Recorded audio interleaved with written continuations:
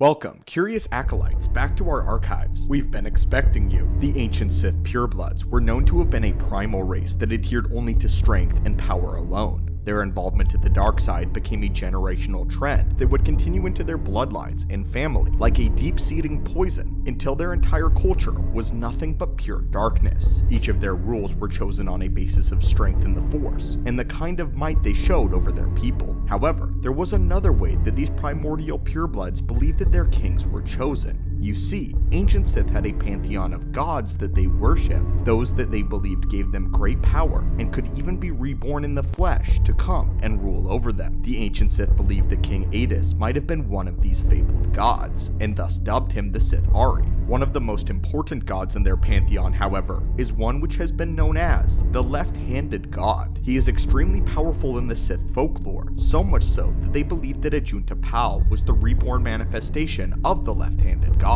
However, in our research into the forbidden pages of the Supernatural Encounters novel, we have reason to believe that the left-handed god is actually more than just a myth. This information is extremely interesting, as we are finally getting into the really deep lore of the Star Wars galaxy. The mysteries are becoming more clear, and so we must delve in and open up another Sith holocron. First though, we are having a big sale on the Star Wars merch page in anticipation for Black Friday. So if you're interested in getting Star Wars merchandise for yourself or someone else, now is the time to do it, as there are big sales, and if you use code WAVE at checkout, you can get 15% off your entire order. Now my friends and acolytes, take a seat, grab a snack, and let us begin. The left-handed god was known by many names, such as Pomgema, Typhogeem, and later, the Father of Shadows. Typhogeem was a very important deity to the ancient Sith, and he was the main god that was worshipped by the Kasai. The Kasai, who were basically the priests of the Sith pureblood caste system. It was the Kasai who beheld Ajunta Pal's great power in the Force and decided that he was the second coming of their left-handed god. Information on this being is extremely scarce. However, we get a lot of activity from Typhogeem in the pages of Supernatural Encounters. We plan to release a video at some point going over the novel of Supernatural Encounters and all that it has held, but for today, we wanted to give you all a sampling of what absolutely wild things are contained within these forbidden pages. Today's topic will be on such a being. Supernatural Encounters tells us that Typhogeem is more than just folklore and is actually the offspring of two of the Bedlam spirits. The Bedlam spirits, if you remember, are a few that have ultimate power over life, matter, time, and reality itself.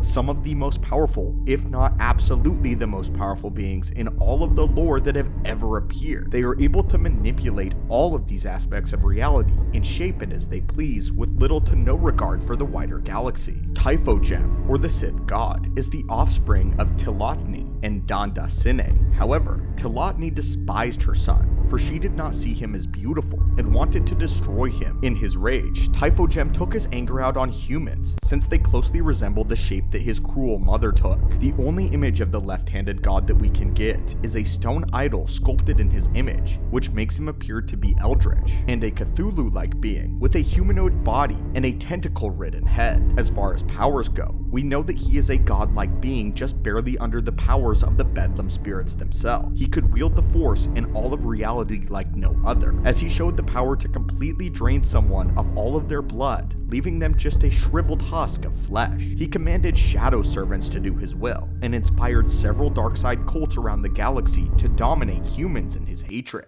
On other planets, specifically Mimban, he was known by the name of Pomgema and would grant healing abilities to his followers and priests, as well as give them powers to do miraculous and terrible things. Our guess is that Typhogeem probably had the power to grant Force sensitivity in all of his subjects. In one of his greatest shows of strength, he actually killed Whitesand, the Force demon that had killed the Five. He was hell-bent on the destruction and domination of the entire galaxy, and wanted to spread his shadowy influence on all corners of every planet. And it is believed that he may have been the origins of the very Sith race. His main goal was to get revenge on his mother and the Bedlam spirits. However, it would be unfruitful, as he was simply not powerful enough to destroy them. The Father of Shadows would ultimately meet his end at the hands of the Bedlam spirit known as Horless, and his final moments were very dramatic. Here is a passage from Supernatural Encounters that explains the entire ordeal and the final death of this Sith god. Typhogeem would neither flee nor give in to the forces tearing at him,